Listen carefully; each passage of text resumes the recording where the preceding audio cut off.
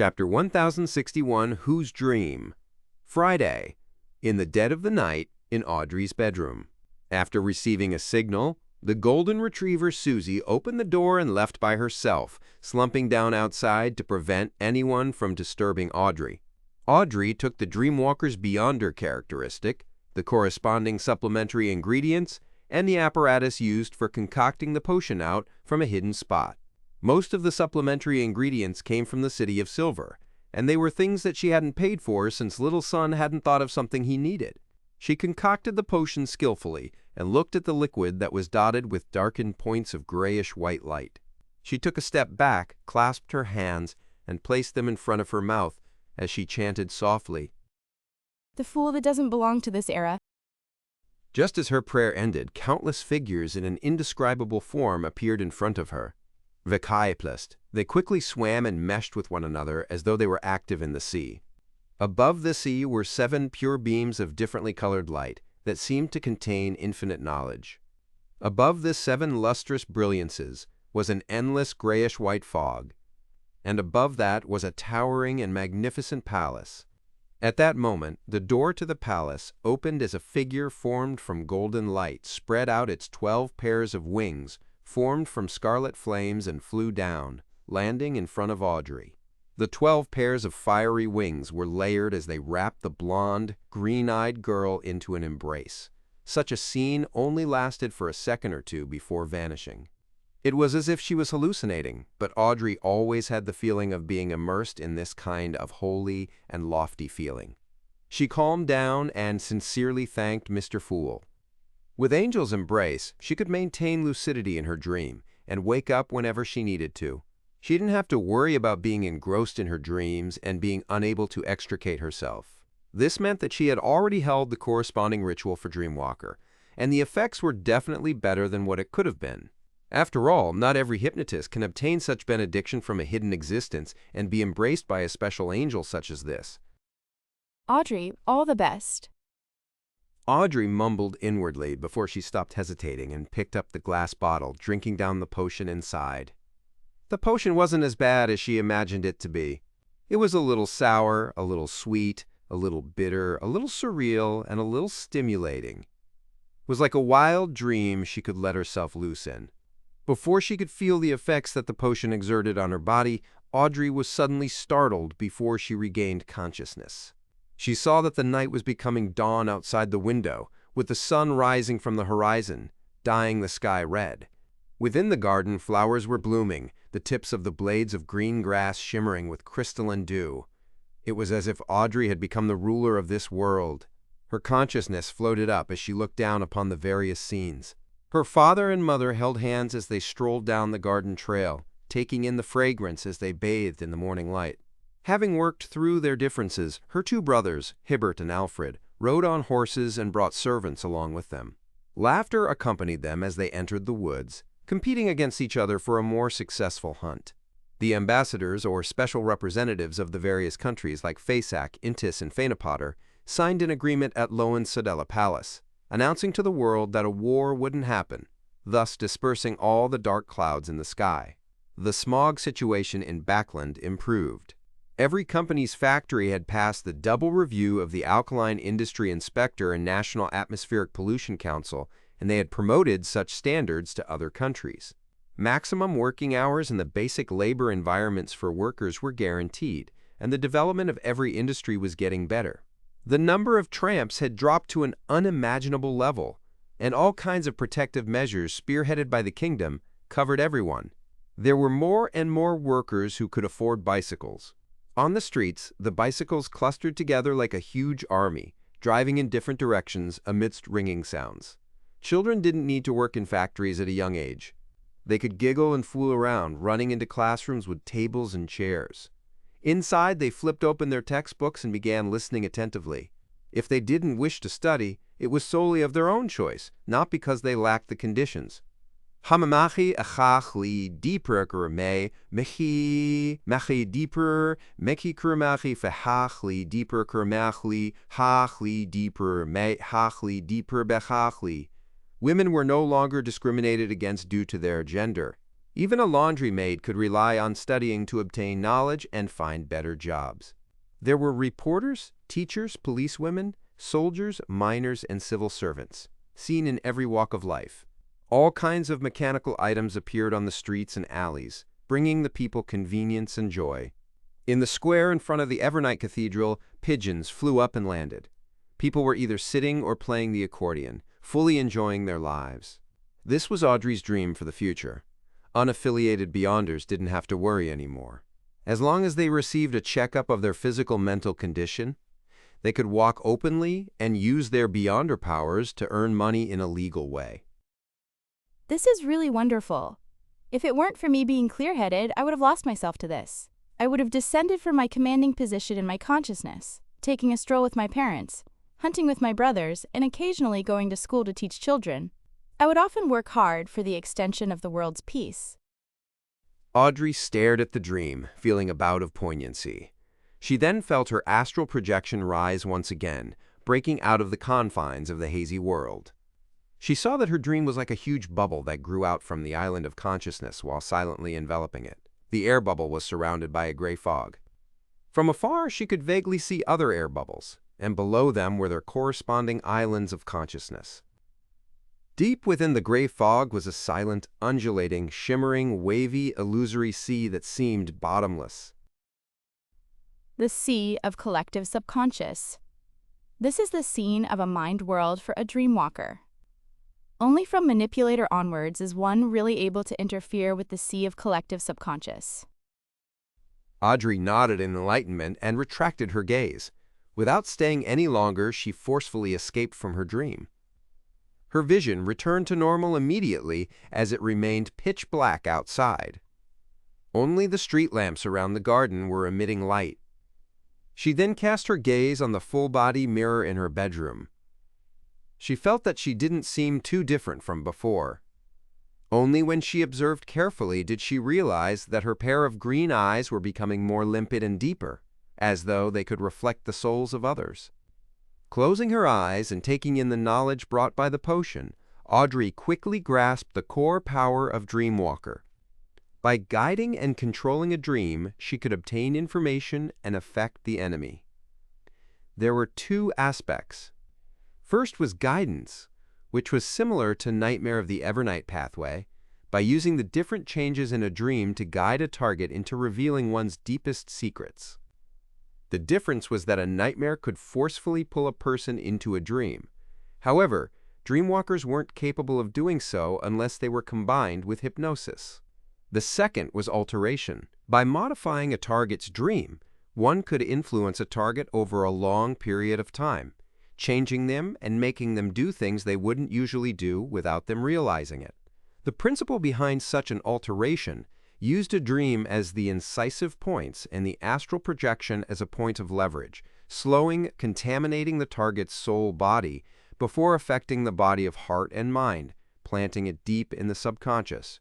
Compared to directly using hypnosis, a control that stemmed from dreams was more mild and furtive, making it difficult to be noticed and suitable for targeting targets at a higher level.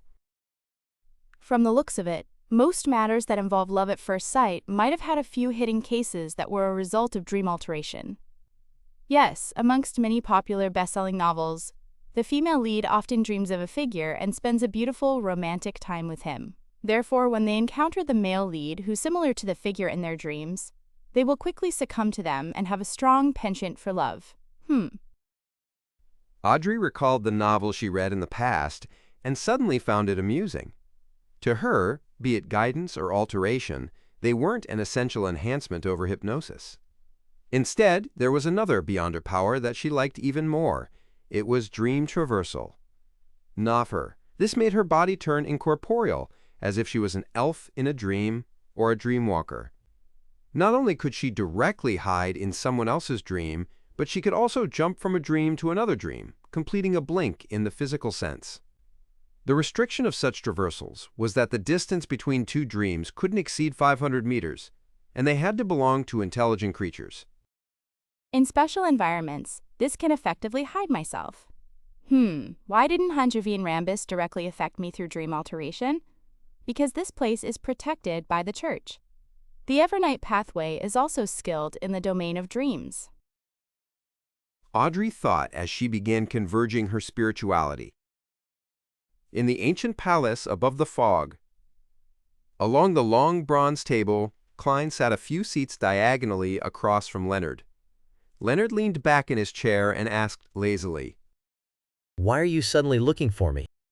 Regardless, he still remembered that this place belonged to Mr. Fool, so he didn't dare appear too casual. Klein glanced at him and said, I need your help with something. Leonard pointed at himself and asked in surprise. "You need my help? Are you referring to Palez?" He didn't think he could help a demigod like Klein. You have a very clear understanding of yourself. Klein, T-S-K-E-D. However, I'm really looking for you this time. It mainly involves a few dreams. Dreams. Leonard came to a realization as he said, with a hint of puzzlement and laughter. Klein, you seem to have changed a little. I mean, you've become more like the past, no longer wearing that gloomy expression. Without waiting for a reply, he straightened his disheveled hair and smiled.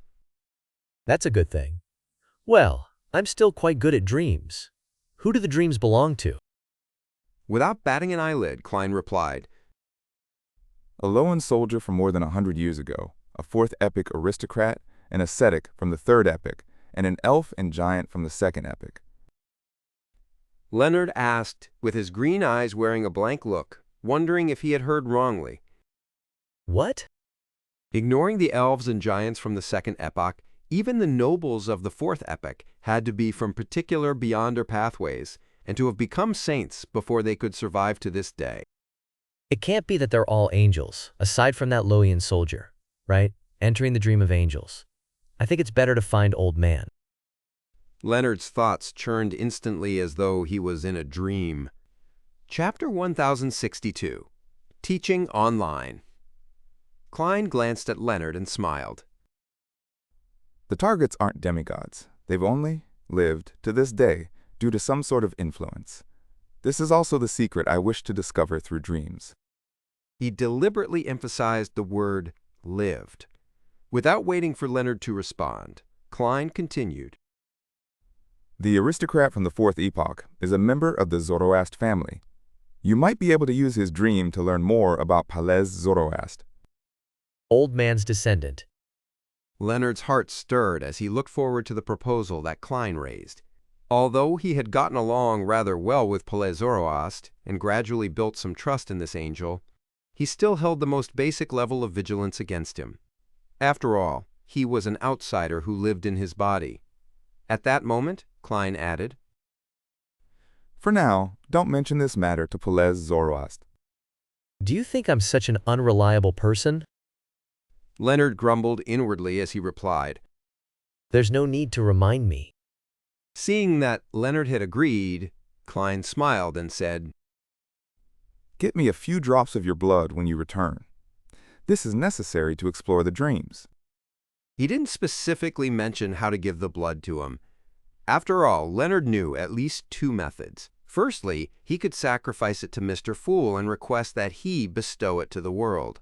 The other was to summon the messenger of mysterious origins and place the blood inside a bottle, sending it over with a letter. Blood. Leonard subconsciously repeated the word. In mysticism, one's blood was an important item. It was best not to give one's blood to others. Otherwise, they might die without knowing the reason. Sometimes, death wasn't the most terrifying outcome that could happen. After a brief moment of hesitation, Leonard nodded. When will the exploration begin? Klein was prepared for this question as he replied, Late Sunday night. Close to midnight. He wanted to give Miss Justice time to converge her spirituality and familiarize herself with her abilities. All right. Leonard didn't say anything else. Following that, Klein seriously explained skills in sophistry so that the dear poet knew how to pacify his grandpa after returning. After returning to the real world, Leonard was deliberating over his words when he heard Palez Zoroast's slightly aged voice. Why did your former colleague look for you? Is there anything that cannot be explained in a letter? Leonard adjusted his sitting posture and chuckled. He's afraid that the letter will be leaked. After all, it might involve that person. Just as he finished his sentence, Leonard inwardly mumbled, Of course, the most important thing is to be wary of you. What I see is equivalent to what you see. That person. Palez Zoroast seemed to understand who he was referring to. Yeah, Leonard picked up a cup on the table and drank a mouthful of malt beer. he found an ascetic from the third epoch. He hopes to learn the history of that epoch through his dream. What Leonard said was the truth, but it was only a portion of the truth. This was the skill that Klein had specially taught him. An ascetic from the third epoch? He's still alive? Palez Zoroast asked in surprise. Of course, he wasn't too surprised. After all, at his level, even if he didn't grasp 100 methods that allowed people to live from the third epoch, he knew at least 5 or 6 methods. The easiest way was to steal the time or life of others, to imbue it into a target. He's likely still alive, but has a very special condition. Leonard explained what he knew. Palez Zoroast fell silent for 2 seconds before saying with a chuckle, Is that so? Then I can only wish you the best in not seeing scenes you shouldn't see in the dream. Of course, your former colleague is protected by an existence of concealment, so he must be prepared. Leonard didn't respond to the topic. He suddenly exclaimed, Old man, are you actually not the least bit curious? Don't you want to know what the true deities were like in the third epoch, or the cause of the cataclysm? This was the second technique in sophistry that Klein taught him. Rather than being asked, it was better to take the initiative to ask questions. I can roughly guess what's going on. Palez Zoroast replied with a sigh. He then scoffed. You took too much initiative to control the flow of our conversation today. This is very different from your past behavior. This means that you have a secret you're hiding deep down.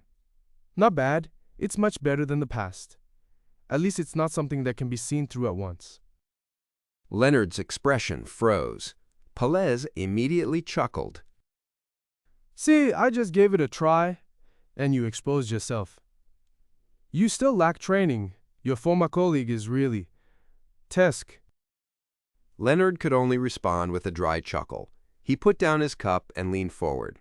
He then picked up a silver ritual dagger and cut open a wound, causing a few drops of blood to drip out. Meanwhile, at Earl Hall's residence, Audrey was also holding a dagger with gems embedded in it.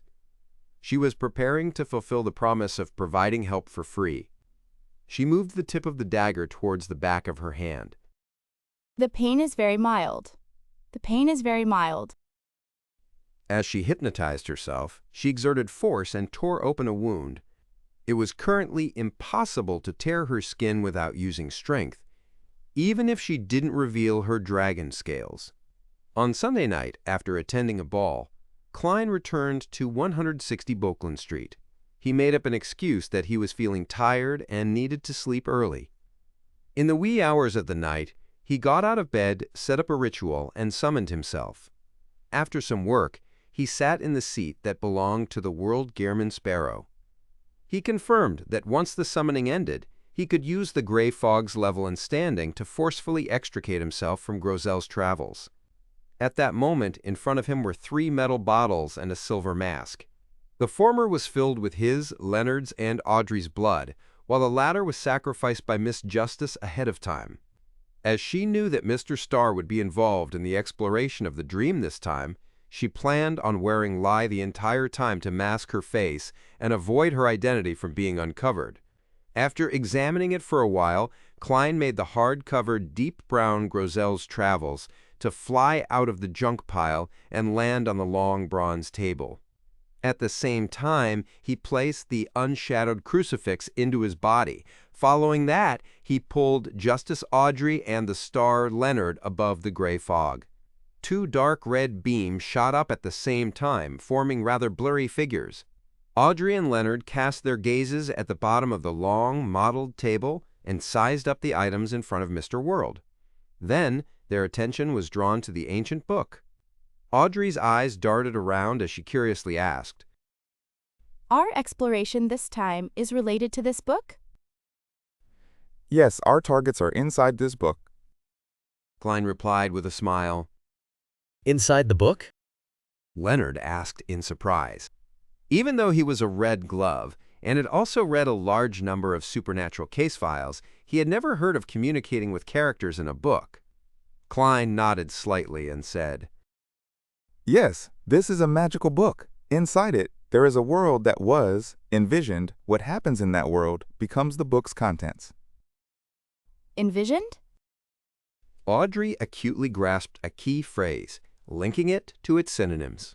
She had only just learned a few days ago from Mr. World that the spectator pathway's sequence 0 was called visionary, and she knew very well that the king of dragons, the ancient god, Ankewelt, was the dragon of imagination. After some deliberation, Klein said, My description might not be accurate. It might be an envisioned world or a true dream. The only thing I can confirm is that it was created by an ancient god from the second epic, the dragon of imagination, Ankewelt. I obtained it from Vice Admiral Iceberg. Ancient god's relic. It's no wonder that it can make a giant and elf from the second epoch, a third epoch ascetic, a fourth epoch human aristocrat, and fifth epoch Loanese soldier survive till now. Leonard came to a realization as he couldn't help but size up the world Gehrman Sparrow. He couldn't imagine what kind of experiences Klein had ever since he left Tingen. At this moment, Klein looked around and pushed the lie mask to Miss Justice as he said, Let's head on in. All right. Audrey put on the silver mask. Leonard looked around and nodded. Okay. Klein immediately picked up the 3 metal bottles and poured out some of the blood inside, smearing it on the cover of Grozel's Travels. So this is what the blood was for. Just as this thought flashed through Audrey's mind, she saw a white, snowy storm. Amidst snowflakes the size of down feathers and a biting cold wind, a city that was more than 15 meters tall stood nearby. A soldier wearing leather armor on guard by the gates was huddled in a spot that was immune to the wind and snow. As long as there weren't any merchant convoys, he wouldn't head forward to block any ordinary pedestrians. This is a world that was completely envisioned. Nah, it's like it's real. Leonard looked around as he spread out his palm and caught several snowflakes. He felt the coldness of its touch before they quickly melted into water. After confirming the environment, Leonard suddenly realized something. Klein was maintaining the image of the cold and refined Gehrman Sparrow. Miss Justice wore a silver mask, revealing the bottom of her face, green eyes, and blonde hair, making it impossible to imagine her actual appearance. As for himself, he didn't disguise himself at all. Mr. Starr really is laid back, and his hair is combed very casually. It's such a pity. Otherwise, with his looks, he can be a model on the covers of magazines. As a noble lady who had seen too many handsome men, Audrey politely glanced at him before retracting her gaze without making any excessive observations. Klein chuckled inwardly and pointed at the city in the snowstorm. Our first target is the ascetic, Mr. Snowman, from the third epoch. This was the person most likely to have a link to Ammon and his brother.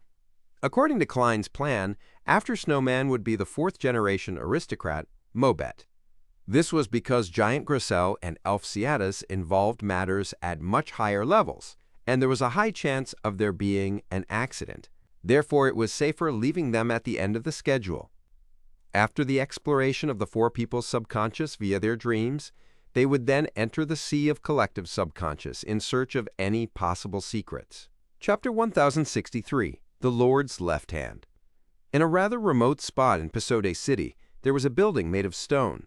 It looked rough and was a cathedral that needed some construction work. The most eye-catching and intricate part was the altar. Erected over it was a wooden cross and a tall figure carrying the cross. Ascetic Snowman was sitting in the first pew, facing the divine statue, his head bowed and his eyes closed in focused supplication. He was a middle-aged man who wasn't considered old but had some wrinkles. He was wearing a simple white robe that had been washed countless times. He had brown short hair, and on his exposed arms, shoulders, calves, and feet there were all kinds of old scars and scabs.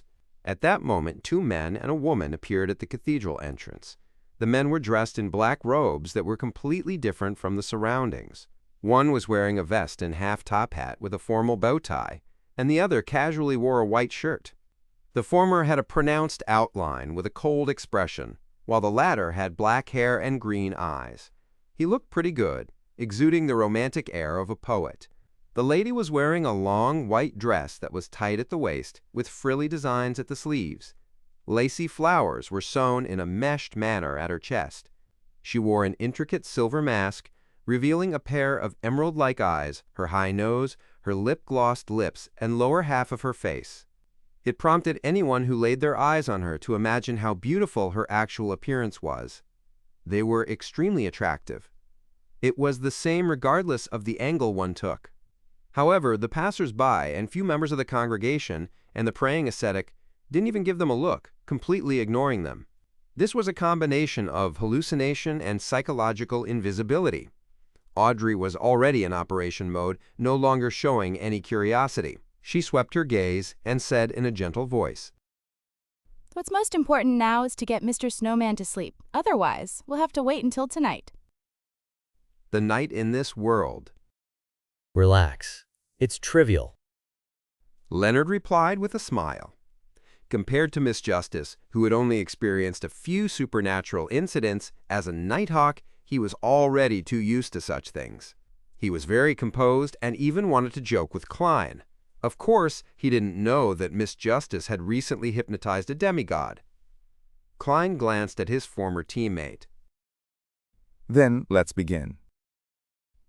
He was carrying Unshadowed Crucifix on him, and in less than 3 hours, he would be dropped back to Sequence 5 and have his Bizarro Sorcerer Beyonder characteristic purged, so he naturally didn't want to waste any time. He's back in his crazy adventurer state again. Trisk. Leonard didn't beat around the bush. He raised his hand to neaten up his hair as his green eyes suddenly turned deep. "Oh, oh!" Silently, the praying ascetic, Snowman, had fallen into a deep sleep. This is the Beyonder power of a nightmare. Looking at this scene with sparkling eyes, Audrey thoughtfully muttered to herself. In fact, she was aware of the powers of a nightmare, having seen them in action before, back when they were dealing with the sanguine Viscount Ernst Boyar. However, she was unable to grasp the full picture of it due to the urgency of the situation. It was only now that she made a complete observation of it. Right on the heels of that, she raised both her hands and grabbed the arms of the world and the star. Using her abilities of Dreamwalker, she led them into Snowman's dreamscape. I can do it myself. Leonard mumbled the moment he entered the hazy world. Klein and Audrey ignored him and quickly surveyed the area, taking in the entirety of Snowman's dreamscape. They were also inside a cathedral, an unusually majestic cathedral. Ancient stone pillars propped up a towering dome, but they didn't make the hall appear too segmented and cramped. It still remained extremely spacious. The cathedral's door was wide and tall, even for giants. Lined on both sides were candles placed in silver cups that emitted a warm glow. The altar right in front was grand and magnificent. Above them were grayish-white crosses and a sculpture of God bearing the cross. The statue's face wasn't very clear, but it felt like it was showing pity towards all beings in the world. Snowman was similarly sitting in the first pew, facing the holy altar. His head was bowed, and his eyes closed in focused supplication. Audrey swept her gaze across the brick arches and whispered, This is similar to the afternoon town's abandoned cathedral that little son showed to us. It should be a building from the same era. At the same time, she tried to suppress her curiosity and told herself to remain calm. Little son. How is he little? That fellow is clearly taller and larger than me. Afternoon town's abandoned cathedral. Leonard thought in puzzlement as he lampooned.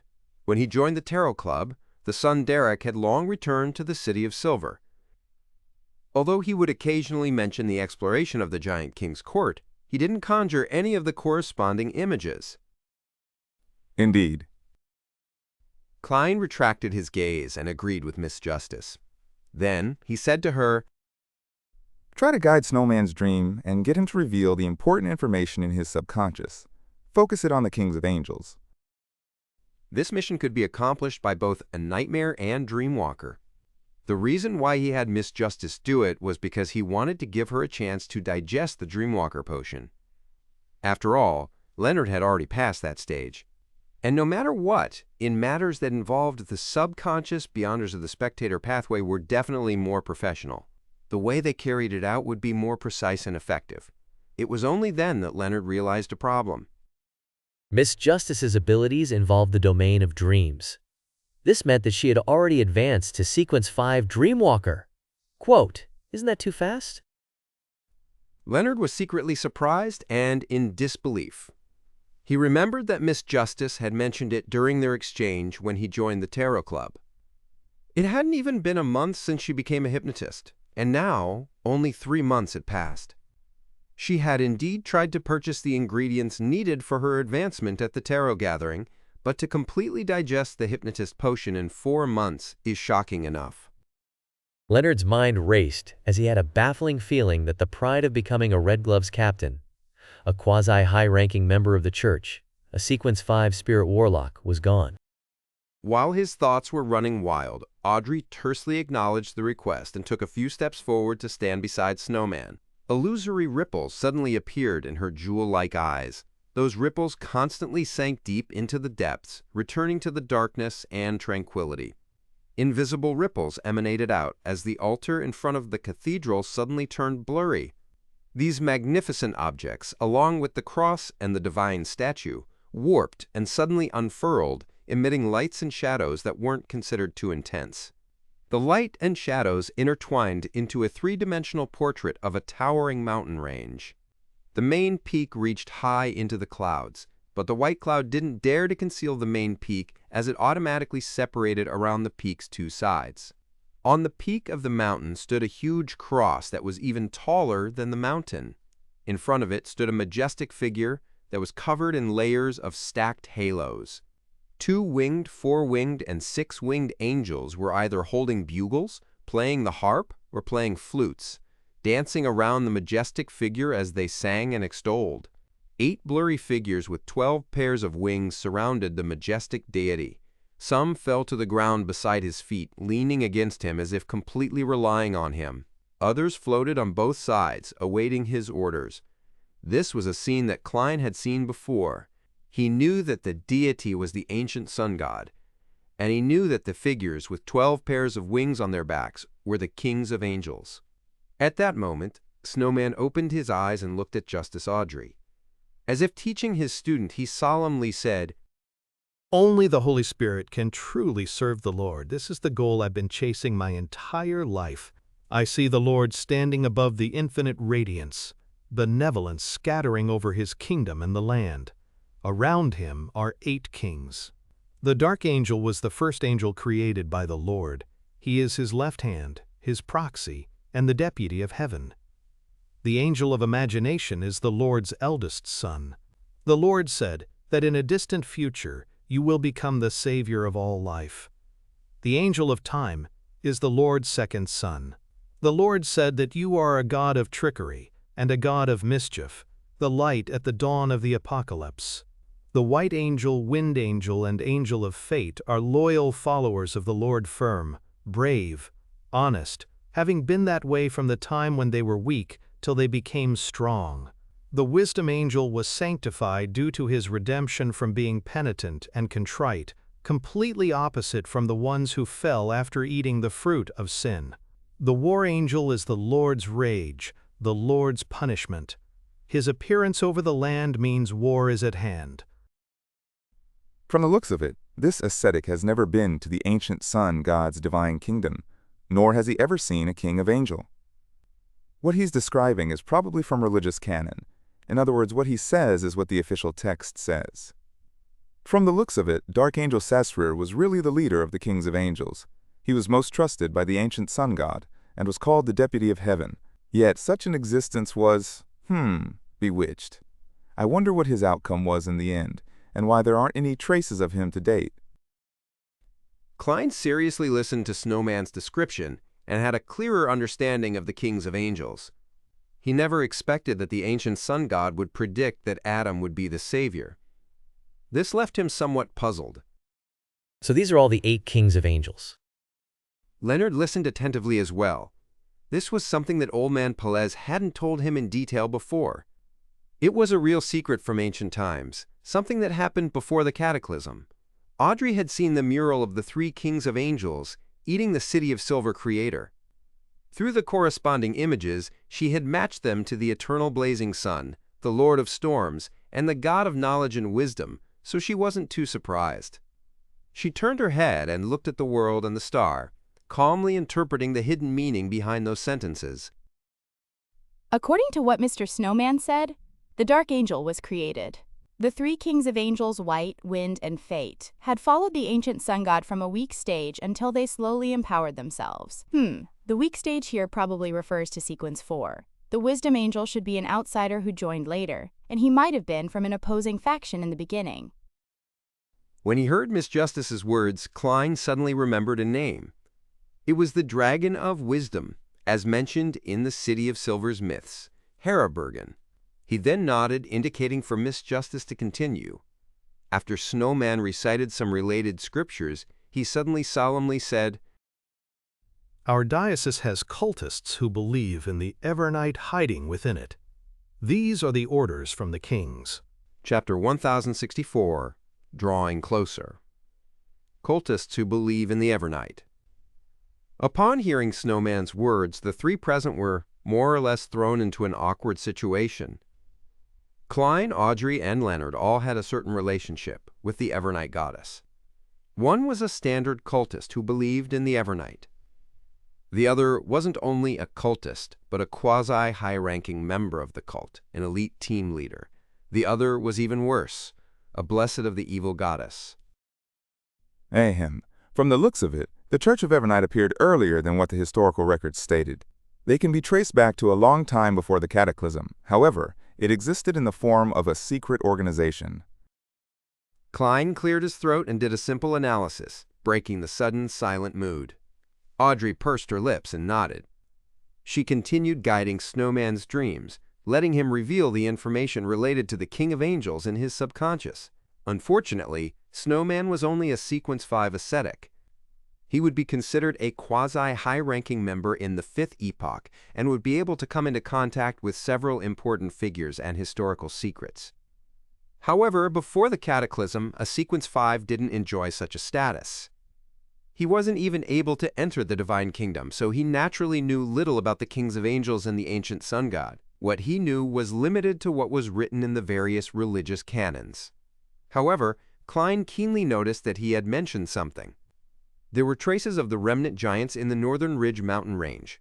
This mountain range's present name was Antares, and it was located within Fasak.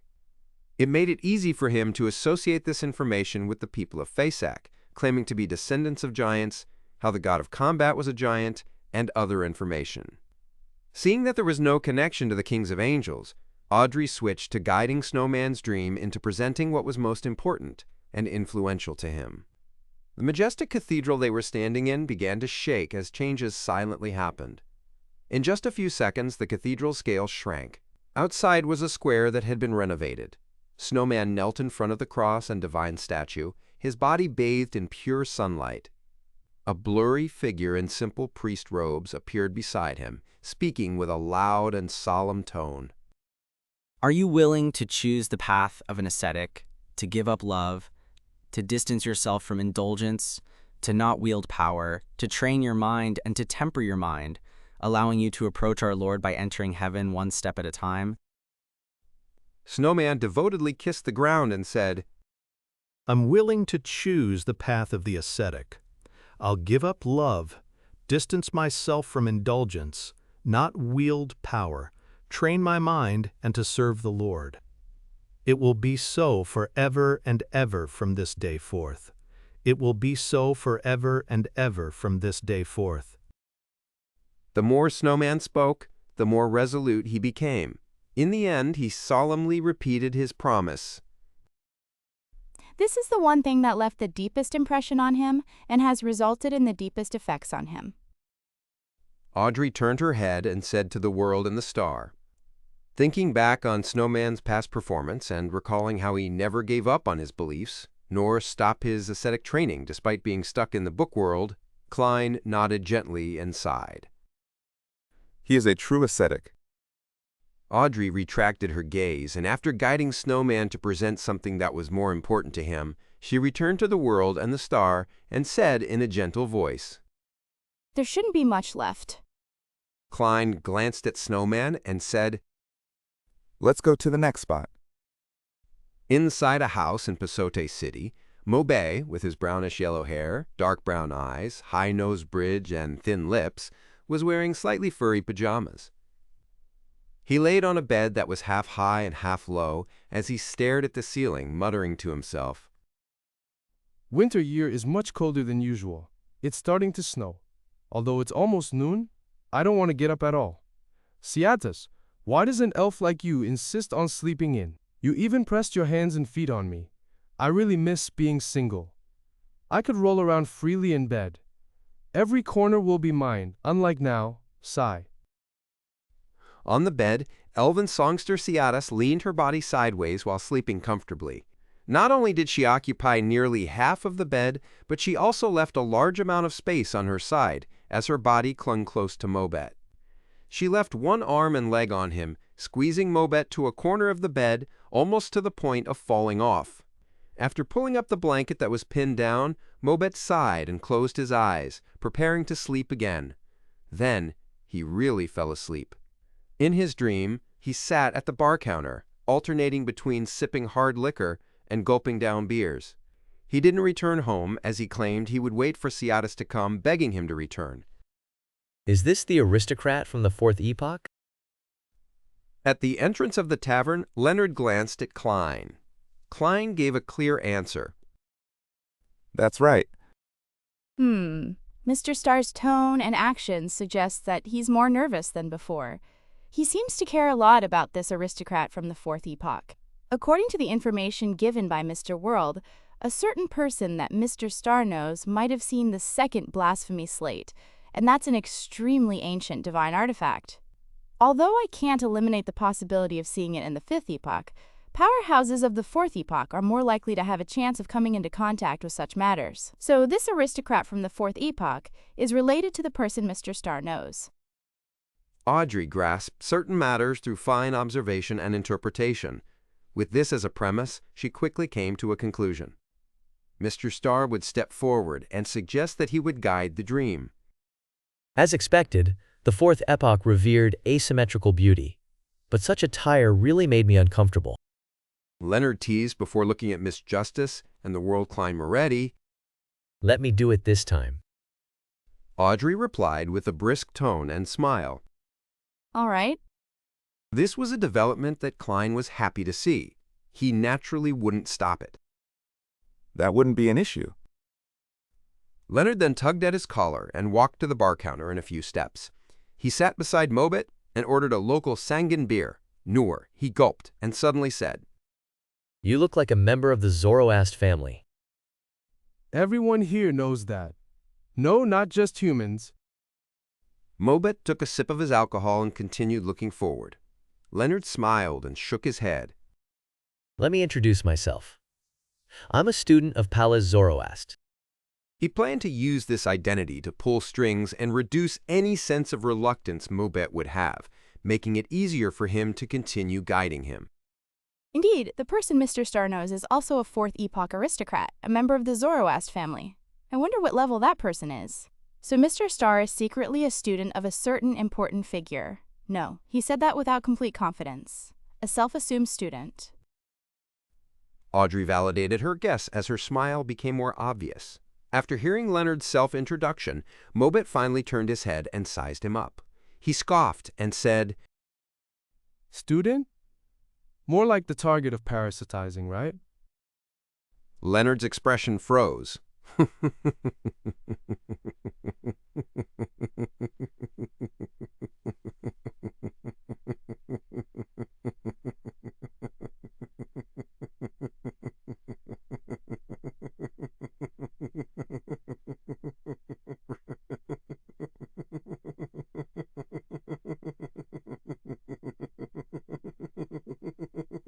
As for Klein, he had a hard time holding back his laughter. Of course, he didn't believe that there was anything wrong with Leonard's identity as a student of Pelez Zoroast. If it were him, he would have said the same thing. It just wasn't right to directly mention that he was a parasite's victim, right? And being friends appeared too distant, a disadvantage for any subsequent attempts to learn more. The problem this time was that nobody expected Mobet to guess the truth. After laughing twice, Mobet looked at Leonard's slightly stiff face and said, You aren't a member of our Zoroast family, so how can you become Old Man's student? You can only be a target of parasitizing. Having said that, he slowed down and said, Don't worry, Old Man isn't too bad. He wouldn't really take over your body. After the parasitizing is done, he will at most take away a few years of your life. You're still young anyway, so raising your sequence would make up for it. Heh. Actually, most Beyonders can't live till the end of their natural lifespan. Why must he take a few years of my life? Leonard subconsciously asked. Mobet raised his glass and gulped down a mouthful. He replied in a daze, Since you've already been parasitized, something must be stolen, right? You also call him Old Man? Leonard snapped out of his daze and asked in surprise. Of course, we all call him Old Man. He doesn't seem to object to it. Mobet suddenly sighed. He is my great-grandfather, and I haven't seen him for 1,000 years. No, 2,000 years. So the reason why Old Man tolerates me calling him Old Man is because it can remind him of the beautiful past. I wonder if his direct descendants are still alive. Leonard suddenly felt wistful. As for Justice Audrey, while she was finding the words something must be stolen funny, she was surprised at the word he. This represented that Old Man, Mr. Pelez Zoroast, was an angel. Indeed, Audrey had expected this. At this moment, Mobet sharply noticed a keyword and asked, Also? Why did you say also? Do you also call him Old Man? Leonard nodded seriously. Mobet was instantly puzzled as he sized up Leonard again. Don't tell me you have the bloodline of the Zoroast family? I don't know. Leonard answered honestly. Mobet shook his head. No, it doesn't look like that's the case. It might be that Old Man suffered a terrible blow and has changed to a certain degree. That I know. He was nearly killed by blasphemer Aemon. He hasn't recovered yet. Leonard pondered and said, Nurhe. Grozel's travels was currently above the gray fog. It didn't matter which deity's true name was mentioned in it, since it wouldn't be sensed. Therefore, Klein, Leonard, and Audrey were free to talk about Aemon and Adam. The powerful and terrifying ancestor of the Aemon family. Mobet's voice unconsciously lowered. Leonard finally gained the initiative and asked, The aristocrats of the Solomon Empire are all very cold and evil. Why isn't the Zoroast family like that? Chapter 1065, Cosmos Wanderer. Mobet glanced at Leonard and said in puzzlement, They aren't that cold and evil? He raised his glass and took a gulp. Don't you know that the higher the sequence, the greater the inclination is towards being cold and crazy? Which major aristocratic family in the Solomon Empire doesn't have an angel? That's why they're definitely different from normal people. As for the degree of coldness and evilness, it has to do with the choice of their anchor and the traits of their beyonder pathway.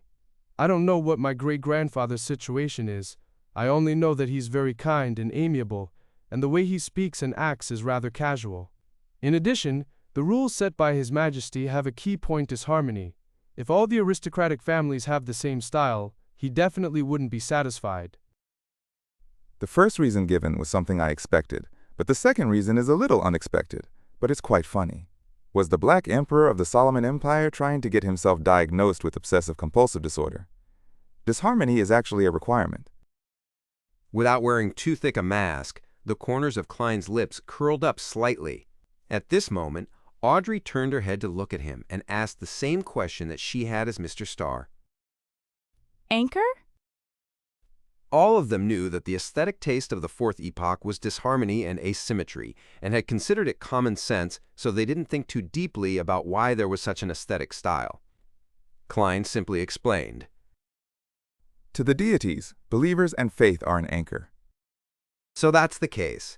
Mr. Fool also said that it's to stabilize one's condition. Audrey felt her sights broaden, allowing her to consider the relationship between the deities and believers. At the same time, she thought in puzzlement. In the early stages of Mr. Fool's reawakening, he shouldn't have many believers.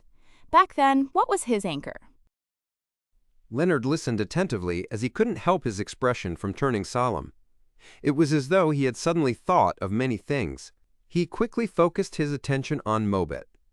After some deliberation, he said, What kind of an angel is Pallas Zoroast? What kind of habits does he have? Leonard is still very cautious. He still hasn't fully believed that the grandpa in his body is Pallas Zoroast.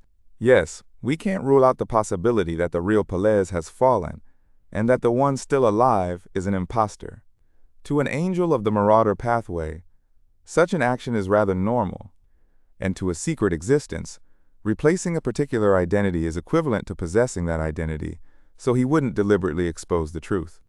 On more important matters that he's interested in, and those that involve his safety, Leonard is more reliable than I expected. If not for that, he wouldn't have realized that I was still alive back then. As for other matters, he's just too half-hearted. He's too used to using his past experience. It's not that he isn't intelligent, but rather that he can't be bothered to use it. Klein couldn't help but sigh. Mobet was taken aback for 2 seconds before he drank a mouthful of hard liquor and said, Old man appears to be an ordinary elder at home. He's a bit naggy and likes to throw blows at his descendants and enjoys life. If one didn't know it ahead of time, no one would have guessed that he is a Sequence 1 angel. His aesthetic style is different from His Majesty. He is absorbed over categories and emphasizes cleanliness and tidiness. When facing enemies, he is good at trickery and often likes to finish off his enemies by making them break down. This is quite similar to how Old Man has acted to date. Leonard nodded and asked, Do you have his portrait? How could I be carrying a portrait with me? It's not like I'm looking for anyone. Mobet shook his head in amusement. At this point, Leonard suddenly pointed to the side. Isn't that it? Ah? Mobet turned his head in confusion and doubt, only to discover that an oil painting had appeared in his right hand at some point in time. As he picked up the oil painting, the content on it gradually became clearer, revealing an old man with dark brown eyes. The man's hair was already completely white. It wasn't very sparse, and it was neatly combed to the back of his head.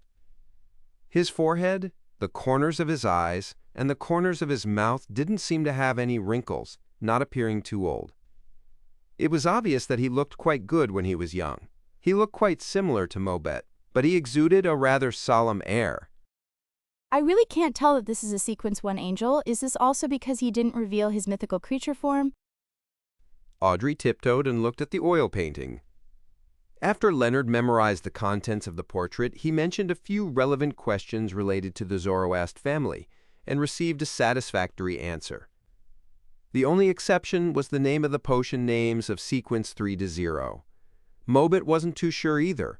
All he knew was that Sequence 1 was apparently Worm of Time. After ending this topic, Leonard asked about the Solomon Empire. In your era, what major aristocratic families are there in the empire? There weren't many families with dukes. Our Zoroast family, the Abraham family, the Zaratul family. In addition, although the Medici family and Lord Ouroboros didn't have any aristocratic titles, their standing wasn't worse than the major aristocratic families. Mobet put down his cup and spread out his palm. Every time he spoke, he would curl his finger, finally curling them into a fist. Then he smiled and said, At that time, although tutor in the Transoist were the most loyal angels under His Majesty, they were still ranked beneath us. They were on par with Augustus and Castilla. The history of the Augustus family can actually be traced to the era of the Solomon Empire. While Audrey was surprised, she became even more focused on listening. Leonard thought and continued asking. In that era, what was the situation in the northern continent? All living creatures submitted to His Majesty. Even deities acknowledged His Majesty's rule in order to fight against opposing factions. Mobit chuckled. They all have countries that belong to them in poorer places. In short, Evernight, god of combat and death, were at odds. The three deities of storm, blazing sun, and wisdom had a great conflict with each other. Earth's attitude was vague and unclear, but she was more inclined towards the god of combat. This made them unable to cooperate in a stable fashion, thus being unable to form an alliance to fight His Majesty and the true Creator. At this point, Mobit sighed and said, And precisely for the sake of balance, His Majesty didn't attack the southern continent, and allowed death to unite the plains and the ancient forest to build the Balaam Empire. No, ultimately, the 6 deities came to an agreement. Hence, the Black Emperor perished, establishing the Tudor Transoist United Empire. Leonard recalled Pelez Zoroaster's mention of this particular phase of history and, for a baffling reason, felt how history was filled with vicissitudes. At that moment, Mobet turned his head and looked at him. Do you have cigarettes? These little devils that came out from the true Creator's believers aren't bad at all. Leonard immediately controlled the dream and conjured a cigarette before handing it over. Is this an improved version? Mobet stretched out his right hand and snaked out a ball of fire from the kitchen behind the bar. He lit the cigarette and took a deep breath. Seeing smoke coming out of his nostrils, Leonard asked curiously, The true Creator's believers like to smoke? That's right. Even Lord Medici would occasionally smoke a few sticks, although it's just a habit for him. Mobet answered without hiding anything. Leonard nodded and asked, Which deity do you believe in? Of course, it's His Majesty. All the aristocrats in the empire believe in His Majesty. Other than Lords Medici and Ouroboros, they believe in the true Creator. Also, Duke Bethel Abraham might just be faking it. According to what I know, he only believes in himself. Mobet quipped. Bethel Abraham. A thought came to Klein. He was about to signal Leonard to ask further when he heard the poet ask, Is Duke Bethel Abraham very powerful? Clearly, the completely different behavior compared to the other aristocratic families in the empire made this ancestor of the Abraham family stand out. Very powerful. Even Lord Medici and Ouroboros are afraid of him. Mobet said as he puffed out smoke rings. In the Warring Era, he was publicly acknowledged as one of the angels most likely to become a deity. Warring Era? Leonard asked curiously. Mobet looked at the slowly burning cigarette in his hand and said, This isn't thrilling enough. Heh.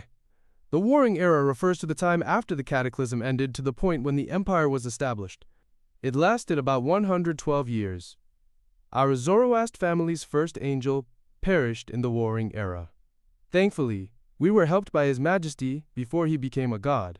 Thus, we didn't lose the Beyonder characteristic. Who did it? Leonard immediately asked.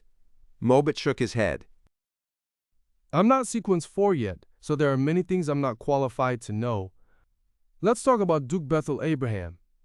I actually don't really know much about him, but I was very interested in their family and the Beyonder pathway they control.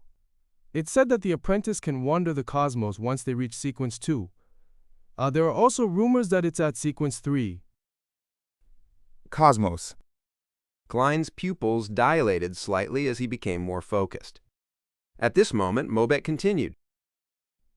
They left behind lots of information regarding the cosmos, recording many interesting things. Unfortunately, I never managed to borrow them. However, I heard of the 3 laws that they concluded for wandering the cosmos. First, don't respond to any calls. Second, don't be reckless and approach unknown creatures or buildings. Third, endure loneliness. It sounds like the cosmos is vast and dangerous. I wonder if the current Abraham family still has the travel notes related to the cosmos. I'll get Miss Magician to ask in the future. When Klein's gaze swept over, it happened to cross with Miss Justice's gaze that was directed at him. They immediately realized that the other party had also thought of Miss Magician. Leonard did the same. He nodded slightly and asked about other matters. During this process, the dream changed with Mobet's memories. Following that, they saw the appearances of Medici, Ouroboros, and other high-level figures. Of course, as Mobet had few interactions with the Black Emperor and Bethel Abraham and didn't dare to look at them head-on, his impression of them was a blur. Towards the end, Audrey grabbed both Klein's and Leonard's arms and jumped into Ciatis's dream. This elven songster was standing in the garden, holding her stomach and frowning at Mobet. Can you steal the fetus in my stomach and stuff it into your body? It can be done, but even if it's stuffed into my body, I won't be able to give birth to him. Mobet replied fearfully. Ciatis thought seriously and said, Then steal the corresponding organs that are needed? If it's just a simple act of theft, then it might still succeed. But for what follows after, I'll be at my wit's end. This is beyond my capabilities. Mobet said nervously. The conversation between the human and elf left the trio dumbfounded. After a few seconds, Audrey suggested, Why don't I do it this time?